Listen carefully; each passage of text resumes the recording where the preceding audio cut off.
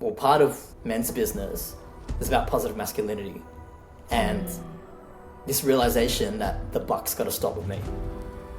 The patterns of behaviors that don't serve me or my children and the next generation, I've got to put my foot down. I've got to show a different way, and I've got to model that and be the embodiment of that. Welcome to Truejectory, the podcast committed to helping you align with who you really are, your true self. The one who is so comfortable with their uniqueness, so in love with life, and so effortlessly able to manifest everything they always dreamt of.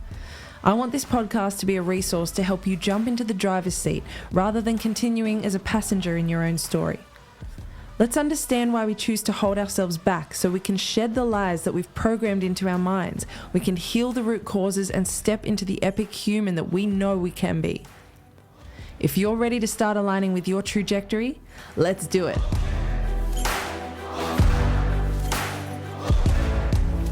Welcome everybody. Today we have the amazing multi-talented Chris SULFA in the house. So Chris is, let me see if I can get this straight. It's always creatives, right? There's so many titles attached to us. So he's a designer, he's a content creator, he's a master breathwork facilitator. He is the co-owner of Men's Business, which is a support group for men. And he's a father of two. And I'm sure I've probably missed a whole bunch of other talents that you have in there. So Chris, welcome. Thank you so much for being here. How you doing? Yeah, I'm grateful to be here. What an intro. I try not to even think about those titles. Like I'm me. Yep. Like I'm into those things.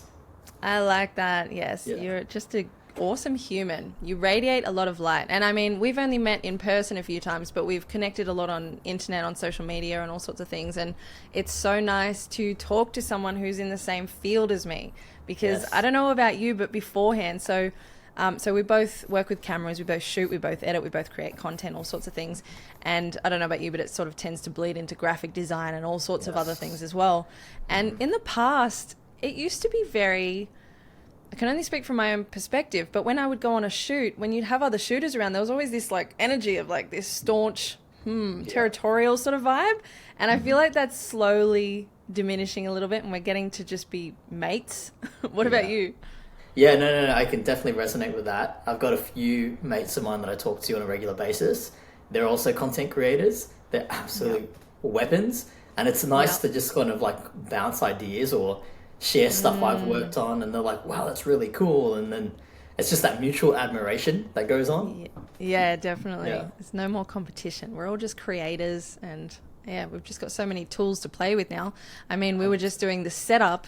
And so Chris, for the viewers, for anyone who's been watching my previous episodes, you will notice that I've got my good camera going today. Yeah. And that's because Chris, he's upped my game. He's sort of suggested that maybe I should actually use the good quality gear that I have.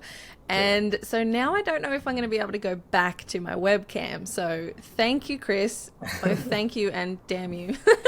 No, you're welcome. And that also challenges me as well. Like I've invested in all this gear, and I got to use it. I don't want to not use it and sit there collecting dust. So yeah. And it's so quick to do that. Hey, I mean, I've got a cupboard full of gear that you could create some epic.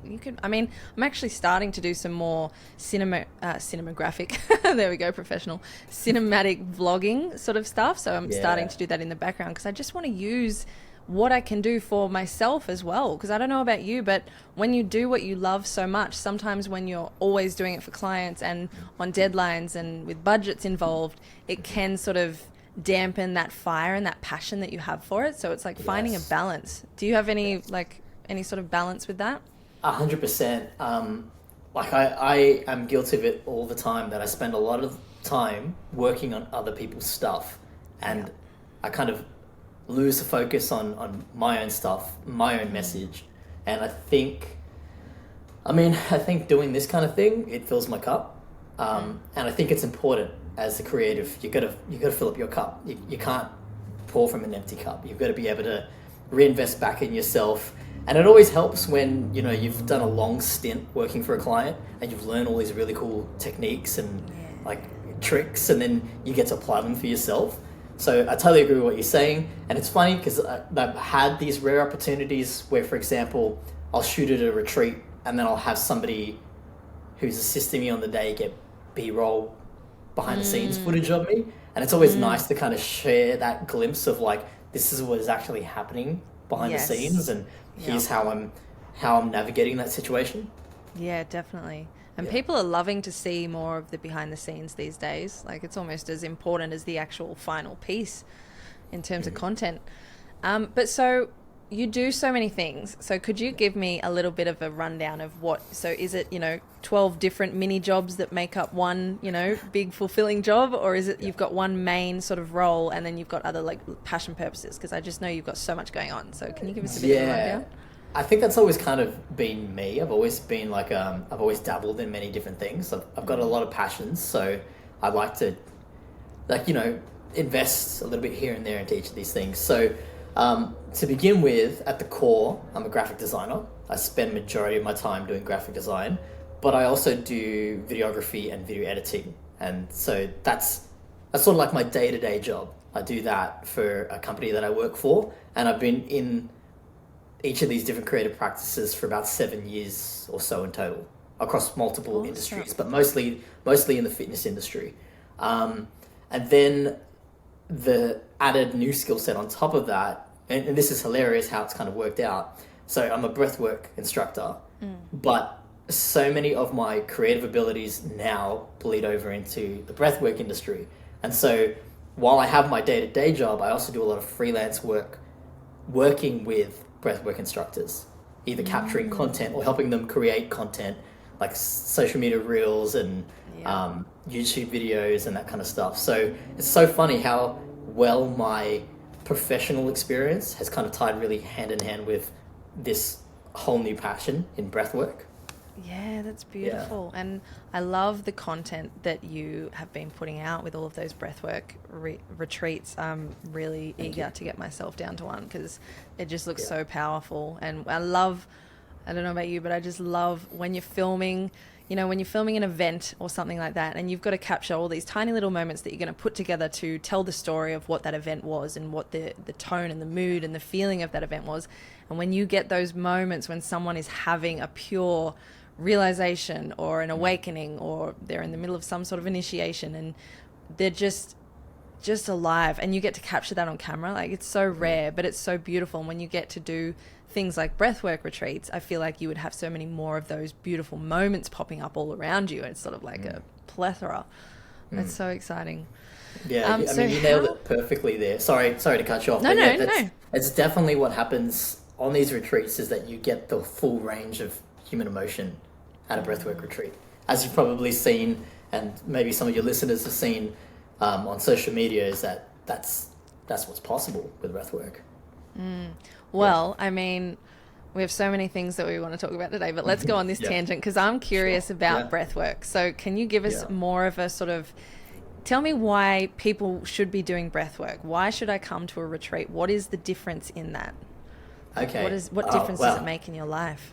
Yeah. Big question. Okay. So, two-part question. I think I'll start off with the breathwork aspect. So, I mean, from my research and from working with people like Johannes at Breathless Expeditions, I edit a lot of his video content, and I've heard him speak on the fact that as a society, as a whole, there is so much dysregulated breathing going on, and that dysregulated breathing is linked to anxiety, to stress levels that are out of control.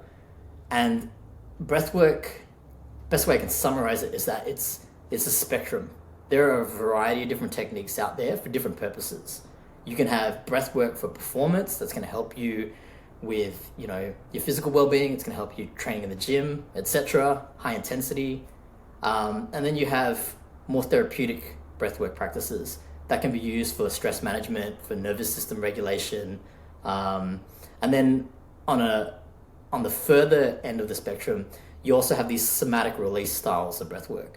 This is the trauma release kind of style of breathwork that it has a bit of an impact. You probably may have seen on social media, people sharing videos of clients having full-blown emotional releases.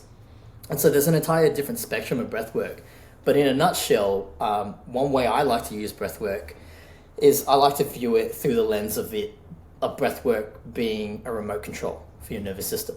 You can do slower breathing practices that help to down regulate you, and then you can do faster breathing practices. They're going to up regulate you. They're going to give you more energy. They're going to get you out of kind of like any mental funks that you might be going through. And so it's all a variety of these different techniques that you can pull from and find what works for you. There's the fireworks, like I said, but then there's also the day-to-day practices. And then further to that, the retreats. So the retreats has been something that I've been quite blessed to go on and to either facilitate at or capture content for.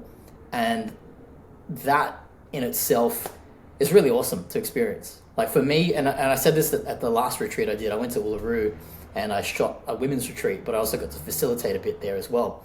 And I said this when I did a bit of an intro, was that every time I go on one of these retreats, I come back a changed person. I come back a changed man. Like the experience, I always take something from it that I get to bring back into my life, and it benefits my relationships, and it benefits my parenting, and it benefits my community as a whole. So I would say those retreats are really beneficial because they're an escape from reality. They're an escape from your day-to-day life. You know, you may have, work responsibilities. You might have children that you've got to care for. And it offers you that opportunity to just get away from the regular grind and focus on yourself. Focus on your values. Yeah, focus on your inner healing. It gives you a space to do that. And they're generally in really beautiful locations, so that helps as well. Yeah, that's the thing. I definitely need to start looking into some breathwork clients and start getting some excuses to go to some of these and film them because they just look amazing. But I mean, even as you started talking about it, I'm sitting here and my breath is really shallow and I'm like, calm down. And as soon as I do that, everything just calms down so much and you don't realize that you're doing it so often. So I love that you're saying it's like a remote control. That's brilliant, because one thing that I'm always seeking in life is trying to figure out when I go through, lulls, or when I have, low moods or burnout or things that they can sort of build to a bit of a big sort of, what's the word I'm looking for? Blur. They can build up and then they can crash. Yeah. Or it can be something for me that can just happen all of a sudden. I can be in a fantastic mood and then 2 seconds later, bam. And then it's got, as a creative, I think we've all got that. Who's trying to call you? I'm sorry, that's an alarm. Sorry. Oh, that's okay. That's all good. I get these alarms off. Sorry about that. It's life. There's so many alarms we set. Hey, that I do the same thing. Sometimes I'm in a meeting and I don't know that I've already set like 3 alarms for that next hour. Sorry, guys.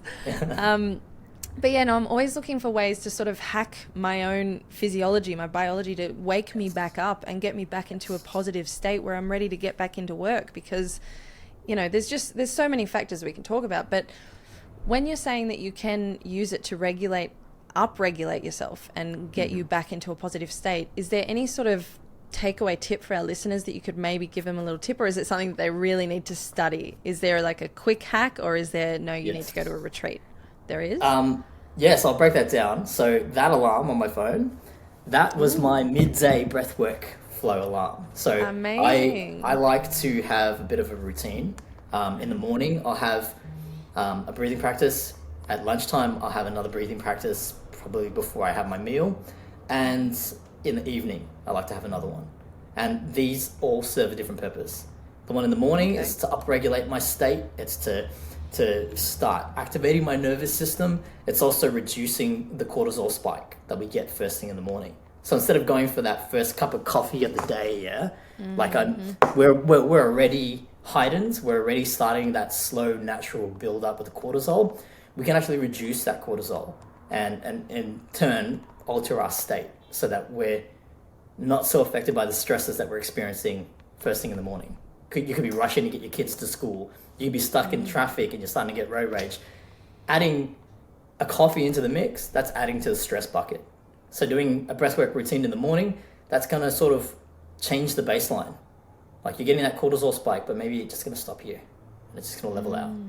And then at lunchtime, you might be starting to feel that bit of a dip. And that's usually when we reach for another cup of coffee.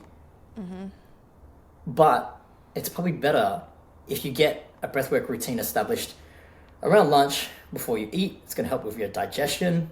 It's also going to help with your focus as well. I like to sometimes sometimes I'll change the timing of that breathwork flow. I might do it before just before I finish up my lunch break, or if I've got a midday meeting or a lunch meeting or something, I'll switch gears. I'll do a breathing practice to calm myself down. That's going to help to focus ahead of that meeting. And then in the evening, there's a wind down breathwork technique, and I like to do this. I was actually doing it for quite a while with my son. When I put him to bed, I'll put his chest on my chest, his heart and my heart beating in sync together, and I'll do some slow breathing practices. I might do like the 4-7-8 method, which is by Dr. Andrew Weil, and basically it's an inhale in for 4, a hold at the top for 7, and then a slow exhale out for 8, and probably do about 30 rounds of that. And it's interesting, they have a term for it. They call it the natural tranquilizer. And I feel like it not only does it calm me down, but it calms my son down as well. And he's usually out within like 10 minutes of doing something like that. Beautiful. Yeah. Oh, wow. I love that. Well, thank you for sharing, because I think that's just so important to have those little, that's a great idea to have the alarms going. And I mean, I do, meditations and moments where I sort of try and center myself and all sorts of things. But a lot of that, sometimes I've got too much energy for that. Sometimes I've got a little bit too much going in me to be able to calm and sit myself down. And I need something that's a bit more visceral, a bit more somatic to use to do that. So that's, I think breath work for me personally might be the missing element. I think I need to definitely get into this. Yeah, for sure. Johannes has this line that he uses in his workshops and on the retreats, instructor trainings. We have issues in our tissues. And I think it's very true. I was on a call last night and we were talking about how there's only so much talk therapy you can do. You can talk about the reasons why you're activated, why you're angry, why you're frustrated, but that's just talking about it. It's in your body, it's in your nervous system, and breathwork helps you to directly innovate and activate the nervous system. Yeah, wow. Yeah. That makes so much sense. And it's only recently that I've learnt about how minimal of an impact words actually have even in communication.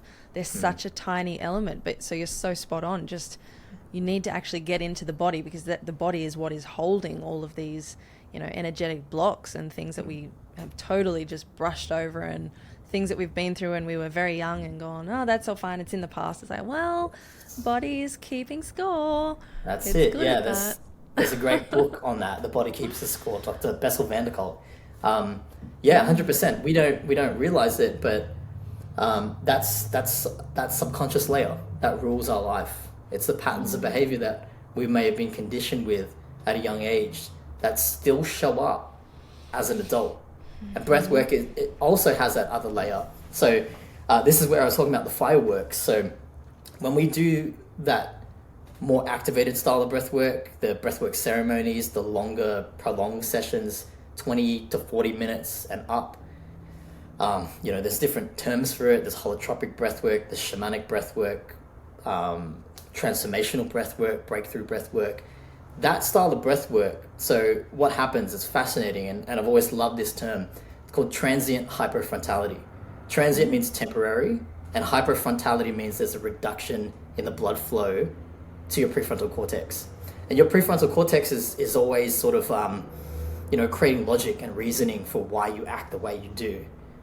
When that goes offline, it's like, I think of it like your monkey mind. It's constantly chattering away. It's constantly coming up with these are the reasons why I do things.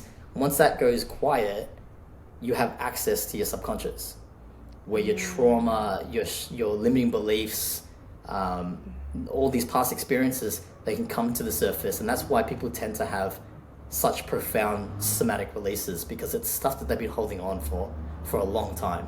They may not know it. They've been suppressing it, pushing it down for a very long time, but it's there. And it's sort of like playing in the background. It's reacting to situations that we would have reacted to at a younger age, or expressing an emotion that we just didn't fully get to express. Like we didn't get to really go through the entire journey of that stress response, and it's coming up in that way. Yeah, wow. Yeah. So just to give a bit more extra context to how that works. No, that's fantastic. This is the thing. It's sort of, and I'm sure a lot of people are the same. We see a lot about breath work now, but it's hard to get someone to sort of give you a really in-depth understanding of it unless you've found like a really good teacher of it or a really good book or something like that. And I'm just at the beginning. The only breath work that I've really done was Wim Hof, and I mean that just changed a lot for me. I mean, I do the cold baths now, which I love. I'm very grateful that the gym that I've recently joined just installed a cold bath. So I'm like, yes, perfect. But his breathing techniques, and it's quite a basic one. Yes. It's sort of started to open the more visual side of my intuition, and I was able to I was seeing all sorts of things, and I thought it was just me. I sort of kept it to myself for a little bit, and then I started to do these breathing exercises with a couple of friends. And at the end, I wouldn't warn them. I wouldn't sort of prepare them because I didn't want them to go in thinking, what am I looking for, or be aware of this or whatever. And at the end, they'd wake up. I had one girl wake up and go, I just saw my ancestor who just ran at me on a beach, and then my mum was there. And I'm like, oh my gosh, what is happening here? So this is probably the tip of the iceberg, right? With sort of delving into your subconscious and all of the visuals that sort of come into play. It's beautiful. Mm-hmm. Yeah, I've witnessed and heard some really profound experiences with breathwork. I'll give you a couple. So that was my very first breathwork workshop that I attended. I had heard somebody had a similar experience. They had a relative that passed on like weeks prior, and they got a visitation. This one recently blew my mind. A woman I met at the retreat in Uluru, her very first time doing breathwork, she was telling me, give me a bit of context. She said that she had 2 cesareans with her boys. When she did breathwork for the first time, she gave birth. Like, I know that sounds crazy, but she literally felt a pop in her cervix, and it's like her body actually got to experience giving birth. Oh, not through the cesarean way. Yes, yeah, right, like natural. Yes. Wow. So she felt it, and she felt this like huge surge of energy rush through her body. Wow. Yeah. So that kind of like really like, whoa, I was like, I got to sit with that. That's pretty crazy. I didn't know that was powerful. Possible. Yeah. That's the thing. Isn't it amazing, the things that we're finding out that are possible with the human mind and all of our abilities and consciousness? And I mean, the fact that you guys were in Uluru as well, very sacred, very powerful, energetic portal, amazing. Yes. So that would have been a huge factor in all of that. Yeah. Wow. Yeah. Oh, that was a beautiful experience, really profound transformations. It was beautiful to see a lot of first timers go through the breathwork experience themselves and some of the breakthroughs that they had. Like the self-realizations they had, some of the limiting beliefs that they held. They were like, okay, I gotta stop these behaviors. Yeah. Yeah. And it's something that we don't even realize that we're carrying around with us. It's amazing. This is the sort of work that I'm starting to do with people on a one-on-one setting, and it's breaking limiting beliefs and these stories, these false programs that you have had installed when you're really, really young. You don't even know what's happening. It's all going into your subconscious. I think it's up until the age of 7, you're basically just a sponge. And then from 7 to 14, you start to copy everything. So now you've got 14 years of just taking in everything, no questions asked, and repeating it. And then from there, as you're getting older, that's why when people are, 14 to 21 or something, they start to rebel because they go, fuck this shit. This isn't how I want to live. What's happened here? Why am I doing this? But then you get past that age and you start to wonder, okay, well, I've been on this side of the spectrum, pendulum swinging. Where am I belonging? What is happening? And this is why it's so beautiful that there are so many more practitioners coming forward. There are healers. Coaching is such a huge industry now. It's massive. And I know a lot of people would laugh at that in the past. And I mean, still there are people that go, why do you need a coach for your life? Like, that doesn't make sense. But when you think about it, if you have a really good talent at something, at sports, you need a coach.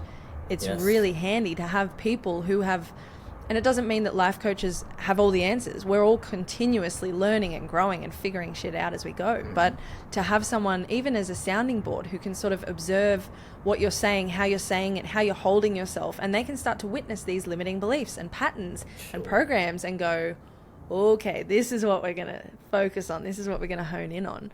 And I just see so much more of that happening now. And I think it's so empowering. We're all going to, we already are, but we're going to continue to, and especially your kids' generation and younger, they're going to have more mastery over their own minds, over their own actions and understanding the power of all of the things that they're doing. So it's a really exciting time to be alive, I think. For sure, for sure. I just want to unpack, there's so much in what you just said there, and I might start at the beginning. I actually had a call last night with some other breathwork instructors, and one of them was a psychologist, and a child psychologist, and he was talking about that first 7 years, and that the kids' brains are on a theta brainwave. It's always, it's for the first 7 years, so it is just soaking in your environment. And what can we do as parents? We can model behaviors. We can recondition ourselves. I know, I'm consciously aware of the upbringing that I had and what didn't work, and what won't work and what I won't bring into my parenting. But yeah, I mean, one of the examples last night, we had a little exercise. What would you do if you had a client who was a stressed out single mother and didn't have time to do breath work? My response to that was that I would help her find time. I'll help her figure out, when do her kids go down to bed, or how can I incorporate it into her parenting? How can I get her to sit with her kids and do breathing techniques, and then they model that behavior, and they learn these techniques so that they get to have these tools later in life. Like my mom didn't have meditation or breath work. None of this stuff was around when she was younger, or she never really sought it out. And if she did, my upbringing could have been completely different. That's just something I kind of wanted to touch on and just rewind a little bit to what you said there. No, that's fantastic. I just want to touch on that now. What you just said is, I think, such a huge part of what we're discovering is, like you just said, we're learning all of these amazing things because we have access to it, right? We're in the Google world. We have access to everything. And now ChatGPT, you barely have to think about things if you don't want to on certain occasions in certain projects.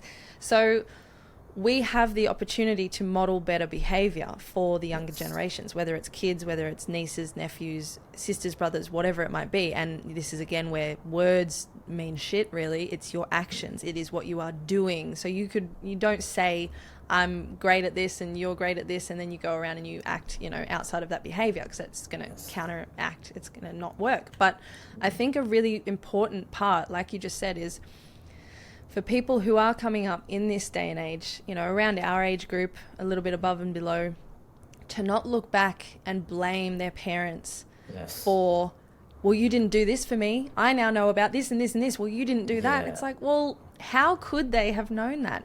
First of all, like you said, it wasn't as available, but also, public opinion and culture plays such a huge role in what we do, what we, access, what we look at, what we spend our time doing. And a lot of this stuff was woo-woo. It was crazy. It was, you were judged. You weren't sane if you were doing all these things. I remember, I actually didn't realize until recently how much people looked down on therapy and how they thought that people are weak if they go to therapy. It was something that just never sort of came into my radar. I just thought, some people go to therapy, some people don't. But it's nowadays people are, proud to say, I'm going to therapy. I'm taking the time and spending the money to heal myself, to work on me so I can be the best I can. And what's that going to do? That's going to amplify everything in my life, relationships, opportunities, networking, everything. But 100%. I just wanted to touch on that because I feel for the older generation looking back going, and I hope they don't judge themselves either, looking back going, I should have done this for my kid, or I should have sat in meditation or something. They did the best with what they had at that time. And as we're growing, all we're meant to do is be the best that we can for ourselves and then model that behavior and just send love, just love. 100%. I completely agree. And I was actually going to layer on top of what you just said, but you said it perfectly. They only knew what they knew. They only had they only had access to the information they had at the time. I can't fault them for that. All I can do is forgive them, accept them, because I have my own faults and I have my own flaws as well. And all we can do from there is just try to do better. That's the thing. And like we're talking about, when you're 0 to 7, you're picking up all of these things. And our parents, when they were 0 to 7, were picking up all of these things as well. And what was around them at that time? There were even, a couple of generations back, war times. There were so many different, there was a completely different lifestyle. So I just think we're at the beginning of a whole new way of living. And this is where the Great Awakening comes into it, and ascension and consciousness and all of these other things. But you know, there's so many directions I want to go with you, but Yeah. I do want to tap into, because I love the work that you're doing with Daryl with men's Yes. business. I think that is so beautiful, powerful, and important. So can you tell me just give me a bit of a rundown. Daryl's given us a little bit of one, but just a little quick rundown on what men's business is, why you're doing it, and do you incorporate any breath work in there? And sorry, Yes. I keep asking more than one question at a time. I get No, too that's excited. okay. I'm going to just try and go back a thread. Yep, love it. With what you said about, these cycles that are recurring through the generations. Well, part of men's business is about positive masculinity and this realization that the buck's got to stop with me. The patterns of behaviors that don't serve me or my children and the next generation, I've got to put my foot down. I've got to show a different way, and I've got to model that and be the embodiment of that. And so men's business, okay, in a nutshell, men's business, maybe can I get into a bit of a story about how it originated? Of course, we love stories. And Daryl probably already spoke on this as well, but I got introduced to Daryl through my studio space years back when I used to run this event space. And I met him through his partner, Athena. But fast forward a little bit after COVID and the first wave of lockdowns, we had a mutual friend from the Medicine Wheel in Bondi, Kane, and he saw something in both of us. And he kind of gave us this gentle nudge. He was like, look, I think you guys would be really great at hosting a men's meetup. And we both, Daryl and I, had some commonalities. We're interested in personal development, spiritual development, relationship styles, communication. We were already kind of dabbling in these areas in our own lives. And so we thought, let's come together. Let's start running men's meetups. We both had attended men's meetups before. I used to host them at my studio. And I had some really great benefits from going to these. I actually broke up with my partner. This is well before kids. And we had some realizations. And going to a men's meetup helped me to process my emotions, the grief that I was feeling, and sort of really think about like how I was showing up in the relationship. And so fast forward to when we started off this thing, we kicked off this thing and we started running regular monthly meetups with a focus on mental health and personal development. And then each month went by, we introduced new topics in, whether it's communication styles and relationships with your significant other, or on the topic of purpose and passion. And we try to sort of always cater to what the group was asking for or needing at the time.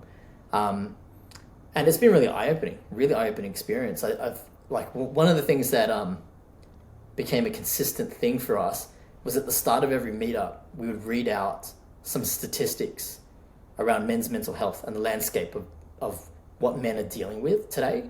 Loneliness was like right at the top.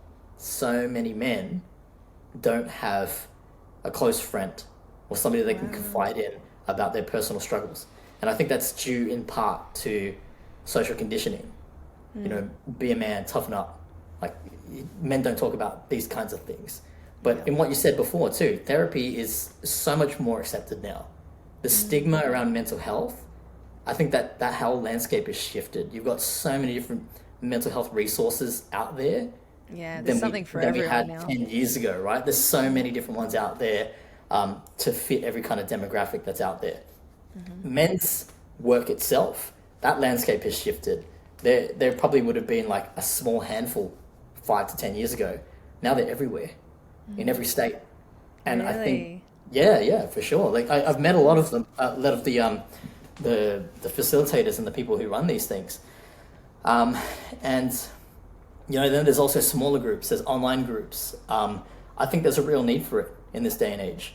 I think, personally, I think that a lot of men need rites of passage from when they're younger into manhood. And I think it's super important for men to have brotherhood, to have good relationships with men that that go beyond the surface level stuff, that go beyond did you see what happened in sports, or did you, like the really kind of blokey kind of behaviors. Like we need to have spaces for all walks of life, but particularly in this space for men, to be able to address the challenges that they face. address, but also be given tools and resources so that they can be self-sufficient and they can have the confidence knowing that they can face any of these challenges. And so that's sort of what men's business became. It kind of became like a container for men to come together, and there was a real focus on positive masculinity. Yeah. Wow, that's so important. And I mean, I know a couple of people that have been to some of these events as well, and they've absolutely loved them. And, you know, doesn't matter age or anything. And yeah, just having someone to talk to, having a place you can go, that's so fantastic.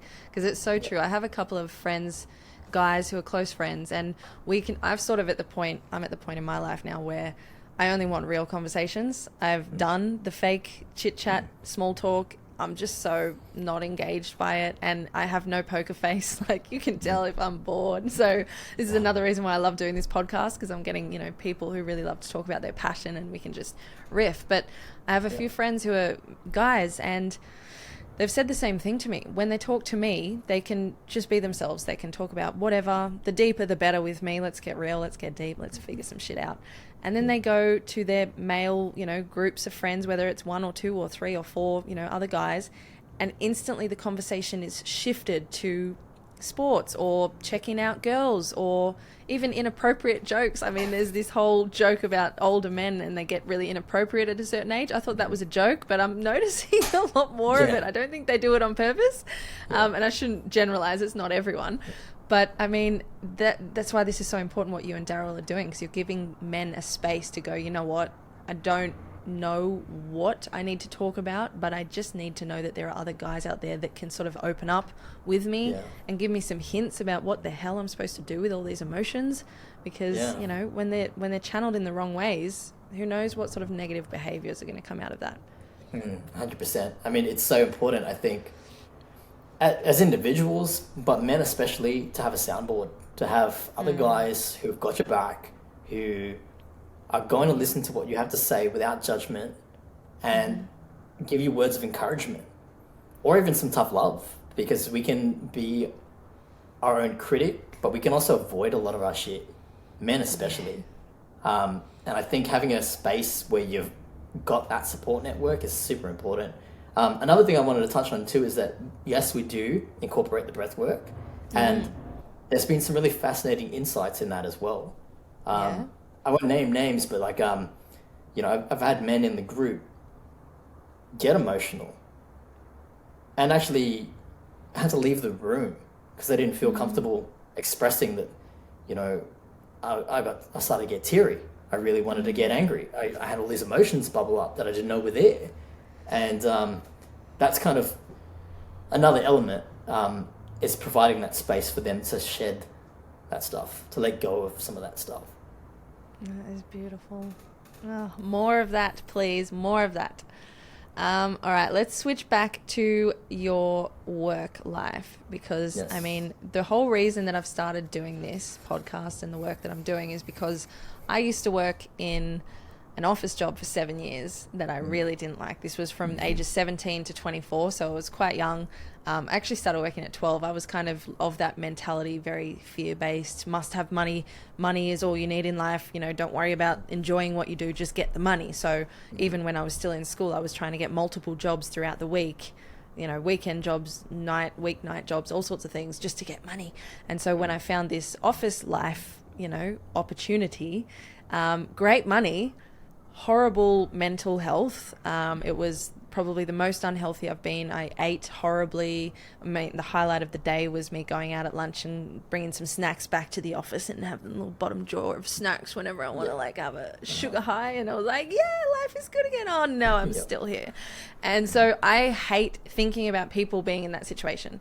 That's why I love talking to people like you, who you can see you light up when you talk about your work. And I think your work, like mine, is, you know, we've been doing this camera work for so long, and it's going to keep evolving, because what we do is capturing moments and capturing stories that can be incorporated into pretty much anything we do moving forward. So I can imagine your career is only going to go bigger and better and more amazing from here. So I'm so excited for you and for myself as well. Thank you. But when did you start with the camera work? How did you get involved into that? Because you said you only started about 7 years ago, right? So what were you doing before that? Well, it's funny because here I am sitting in front of a camera. I usually spend a lot of time behind the camera, but my first introduction to sitting in front of the camera, I was nervous as fuck. I was scared as shit. Like I couldn't even get words out of my mouth because I was so scared. But that was an interesting time in my life because I can relate. I had an office job.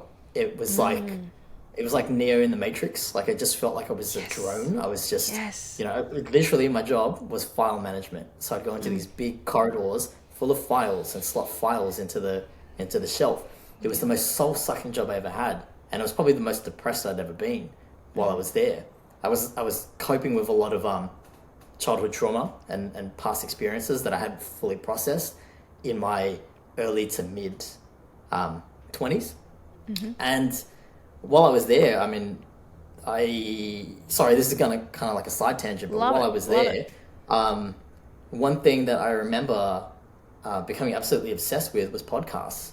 I just started getting into podcasting because there were hours of the day where I wasn't talking to anybody. I'd have like this one mate that I'd chat to on lunch breaks, but we weren't allowed to talk during work hours. And so I just have headphones in and I'd be going to these files, or I'd be sitting at my desk typing away and inputting, whatever.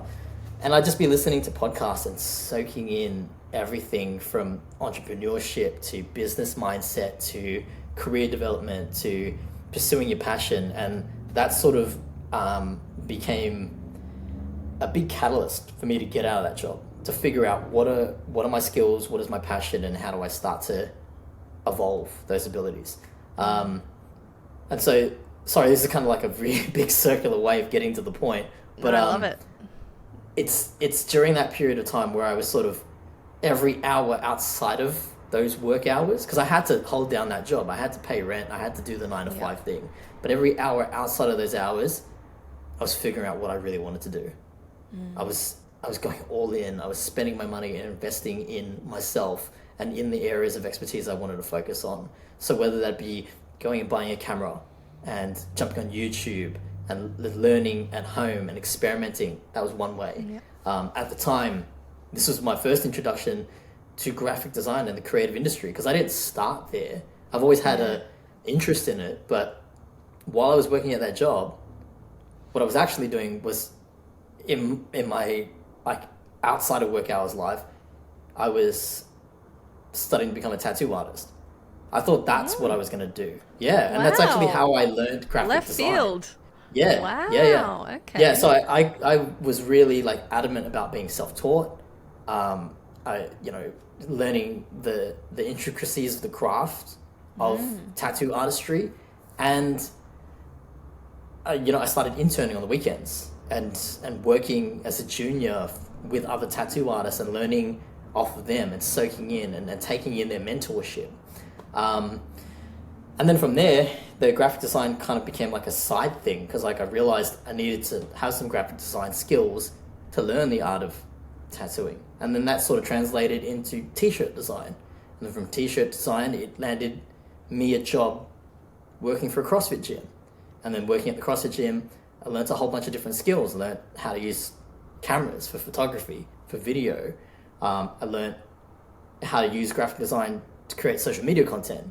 And then I just kept stacking over the years, going from job to job, industry to industry, learning on the job, but also taking in as much mentorship as possible from people who had already been there, who were years ahead of me, who knew what they were doing. I don't know if that kind of answers the question, but yeah, absolutely. This is your origin story. It's fantastic. Yeah. That's sort of how that's how it kind of all started for me in my creative career. And that was how I shifted out of that life, that miserable life that I was not happy doing that soul-sucking job. I just feel you. I'm sorry, I shouldn't smile when you say soul-sucking job. It just makes me happy because you're not in it anymore. You know what I mean? Yes. And I just think so many people think that jobs don't necessarily, that not everyone can have the job of their dreams, that not everyone can enjoy work. It's only for a lucky few. And I think that's where people start to box themselves in and go, I'm stuck here. And then, when you have a mentality of I'm stuck, how soul destroying is that? But I mean, I don't really know how to frame this question. Let's see what comes out. But what I'm wondering from you is, what was the sort of risk analysis that you went through in terms of, is it worth the pain of staying here because it's a safe job and I know I've got my money sorted and all this, versus figuring out who I am, but potentially not having stability in a job for a long time, potentially jumping from job to job to job? Was there, do you know what I'm saying? Yeah. Did you think about that, or was it just... I did. There were times that I did, but there was very much an all or nothing pursuit as well. It was like, nice. I'm depressed. I'm not happy. I don't want to be here in this job. I'm borderline suicidal. Like, I'm not going to want to continue being here. I kid you not, I used to be the guy who walked around with his hands in his pockets, hoodie over my head, looking at the ground and not making eye contact with people. I was utterly depressed. Some might say that that's the dark night of the soul, right?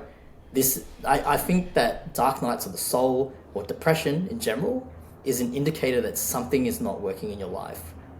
You got to figure out what is not working, shed what's not working, and course correct until you get where you need to get. Because I do believe, for sure, I believe all of us have potential. I believe all of us have a gift and something the world can benefit from, and it's our responsibility in our lifetime to figure out what that is. Some people may just want to have that data entry job, they're happy and content with that. And you can still find a balance. Like, I'm not saying there isn't. Like, you could still have that job, and then at home you could be, a YouTuber, and your passion is like gaming or a cooking channel or something like that. You can still fund your job, the passion that you have. No problem with that. I think all power to you. Go and do that. For example, for me, like, I work a full-time job for a company, and it's aligned with so many of my values. But it still feeds all the other things that I love to do. And it still provides a firm foundation for me financially to support my family. So it's so important to obviously, like, do that risk analysis. Don't quit your day job, but figure out what it is that you are passionate about, and still support your dreams and back yourself. More than anything, back yourself. Self-belief is so valuable on any kind of pursuit. It's the game changer, I think, honestly. It's absolutely. And I was very similar to you. I can see you with the hood on and the hands in the pockets. I was very, very similar. Just no eye contact with anyone, go straight to the desk. I even started to dress like the people I was working with, and they were 20 or 30 years older than me. So I was dressing like an old woman when I was 17 and above. And I just, there was absolutely, like you, it was that point of, I cannot feel any worse at a job, so no matter what, I'm prepared to take this risk, whatever it's going to be.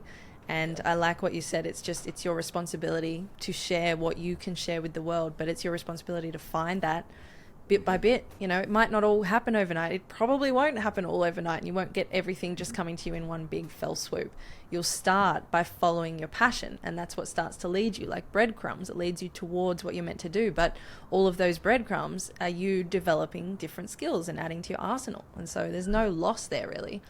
Yeah, there's an analogy, a quote, I'm paraphrasing here, but the day you plant the seed is not the same day that you reap the harvest. Like, you start somewhere, and you've got to nurture it. You've got to keep watering that plant till it grows and grows and flourishes and blooms, and then everybody gets to benefit from that. It's so true. I actually saw a quote just the other day similar to that, which taps onto it, which said, let me see if I get it right. When you're thinking about giving up, remember this: the very last thing to grow on a fruit tree is the fruit. Yeah. And it's like, it's so spot on. It's so spot on. So I'll wrap this up soon because I know you're busy and we've got a lot to get to today. I can hear your phone going off. You've got meetings and everything. But I do want to know, you tapped into family just then. I would love to know how you create a nice, healthy, work, family, passion, balance. Like, how does that work for you? Yeah, it took a lot of work to get here, and I'll be completely honest with you. It didn't used to always be that way. I used to be a workaholic. I still kind of have some of those tendencies, but I'm also very passionate, and I've got a lot going on outside of my work life. Obviously, I'm a family man as well, and so being a parent and being present for them is really important. One of the solutions we had, which happened in a quite interesting way, is my partner and I, we separated. about a year or so ago. We've come back together since, and we've worked through a lot of our stuff. But one of the big takeaways we had during the separation is that we had to move into a co-parenting dynamic. So in that co-parenting dynamic, we had to figure out, how's the 50-50 split work? Who's going to take the kids what days and what weekends, and figure out a schedule, because the kids are going to thrive with a routine and a schedule. And so we established that routine, and there's certain nights of the week I take the kids. So Cass can go off and do her thing. And there's certain nights that she takes the kids and she can go do her thing. So I can do my thing, sorry. And then on the weekends, we have alternating weekends. Sometimes we don't always do the alternating weekend thing, but when we do, it's like, all right, you've got 2 days to do whatever you need to do. Whether you've got to run a workshop, you've got to go shoot a retreat, you've got to go and travel, you do your thing. That's your weekend. And I think that's really important.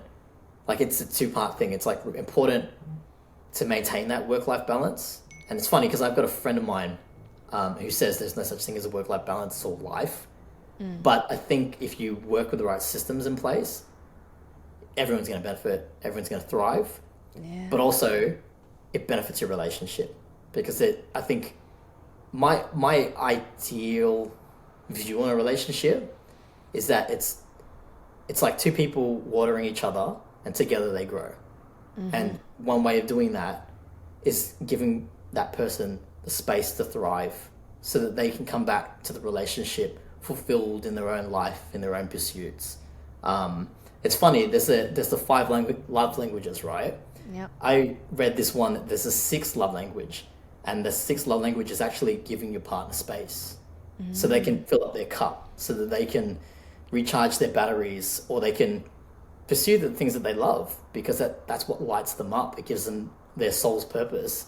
And I think that's super important. So, like, if that answers your question, it is partly about work-life balance, but it's also about the relationship dynamic.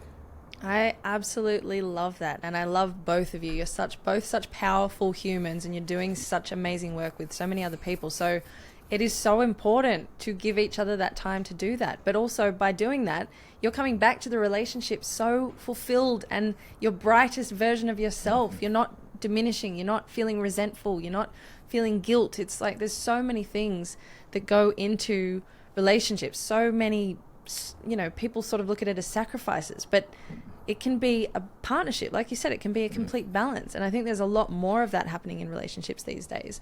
And they're just so much more healthy than they used to be. I agree. That's fantastic. Yeah. Oh, that's so good to hear. Well, I'm so happy for both of you. And wow, Chris, I mean, I think we could just talk for hours. I say that to all my guests, but genuinely, I think we could just talk for so many hours about so many things. I've still got about 50 questions we haven't even gotten to, so maybe I'll steal you back another day. There is a question. I think you had a question on there. I'd love to go through. Oh, please. Which one? I want to go through it. It was one of the last ones that you had on there. Is it the self-care mental health practices that you implement daily? There's that. Let's go through. Or even at the bottom, I think the very last one you had. Oh, right. There's a whole nother page here. Yeah. Yes. This is it. Yes. This is what I want to know. So what advice would you have for those who want to step into their passion but fear that they won't make enough money or fail in some way? And this is the big one, because this is what this whole podcast is about. Yeah, I really like that one, and I had a really good think about it. And I have 2 really solid answers for it. First one is an idea that I got introduced to, I think through a podcast, and then later read a book on it. It's this Japanese philosophy, a way of life called the Ikigai.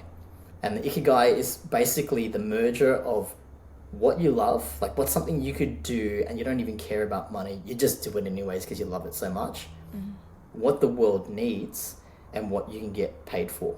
So it's your vocation, what you can earn from it, and what society can benefit from, or what's something of value you can give to the world. So I'd say to somebody who is interested in pursuing their passion, try to look at it from that framework. Like, you go into it not expecting the money, do it because you really love it, but also think about if you can actually make money from it. Once you've learnt your craft, there's the 10,000 hours rule. You've got to master your craft. You've got to spend a lot of time investing in yourself. The money's going to become a byproduct.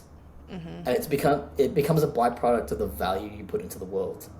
And then further to that, it's really not about the money. It's actually about the value you create and the relationships that you have and the community that you form around you. The money is just it's a byproduct. It comes after, and it's going to help feed everything that you do. But yeah, just know you've got to do the hard yards sometimes. You've got to, you've got to make mistakes, and you've got to fail forward, and you've got to learn from those mistakes. And then another part to it, this is a quote that's really stuck with me, and it's really helped me throughout my life. Joseph Campbell, he says, "Follow your bliss and the universe will open doors for you where there were only walls. If you follow your bliss, you'll find other people who are in the field of your bliss, and they'll help you." Like, this is sort of paraphrasing the end bit here, but many times throughout my life, I've followed one passion, and I've had many passions, and I've been different career paths. But each time, I've noticed a pattern. I've found other people who are ahead of me, and they've already figured out a lot of the stuff that I'm still trying to figure out. And it's so good to get around those people and to learn from them and soak in their wisdom and learn by osmosis. Like, that's where I'm at now as a breathwork instructor. I've got two of the best mentors I could possibly have in my corner. And that is so beneficial. That wisdom, that knowledge that you get, it's way more beneficial than money. Yeah. Obviously, the money is great. It's super important. Don't disregard that. But I think the investment in yourself and in the relationships you have is way more valuable. So I think those two answers to sort of answer the question, that's where my head's at.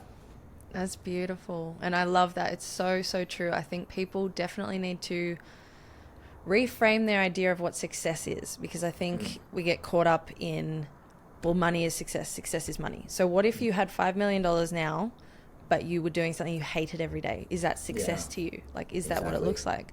But like you said, following your bliss, it's the law of attraction, right? That's manifestation in motion. You are vibrating at a specific frequency, and you're calling in anything and anyone and any opportunities that are on that same vibration that want that same thing. So it's your job. Again, it comes down to the responsibility to be the truest you that you can be. Just follow what it is that lights you up and watch magic happen. I say that all the time, and it probably sounds crazy to some people, but watch synchronicities and signs and things that just pop up out of nowhere, and you go, did I just make that happen? It's 100%, amazing. 100%. And I think when you become a person of value and you figure out what it is you want to give to the world, your gift, your contribution to the world, opportunities fall in your lap. And it's happened to me time and time and time again. I have opportunities in abundance nowadays. I have people message me out of nowhere that I haven't spoken to in ages who know I'm doing X thing, and it's now become an opportunity that I get to, I get to give back, and I get to pay it forward, and then I get paid for it at the same time. Yeah. So that's the thing. Yeah, yep. I think ultimately it is that. Find your thing and invest in that thing, and invest in you, and invest the people who support your journey. I love that. And back yourself the whole way. All the way. That's awesome. So Chris, how can people get in touch with you if they want to look into men's business or other breathwork retreats or anything like that? What's the best way to get in touch with you? Yes, I'm most active on Instagram at SULFA is where you want to find me, or at men's__business. You can find both through at SULFA. I also do have many upcoming workshops, and I've got a retreat in Fiji next year that I'll be facilitating at. So if you want to stay in touch, if you want to see what's coming up on the horizon, I'll be posting and sharing a lot about that in the near future. Amazing. And do you need a videographer for Fiji? I'll see you sorted. No, Maybe you just planted a seed, and that could be the next year or something. You never know. But yeah, everyone get in touch with Chris. There's so many amazing things happening. I will put his contact details in the show notes as well. But thank you so much, brother, for coming on. I appreciate your time and all of the amazing wisdom that you've just dropped on us today. Thanks for having me. And I can't wait to have you on and hear you drop knowledge. Yes. I'm excited for you. Yeah, Chris's podcast is coming out soon as well, people. So stay tuned. Awesome, brother. Thank you. Have a great day. Thank you. You too.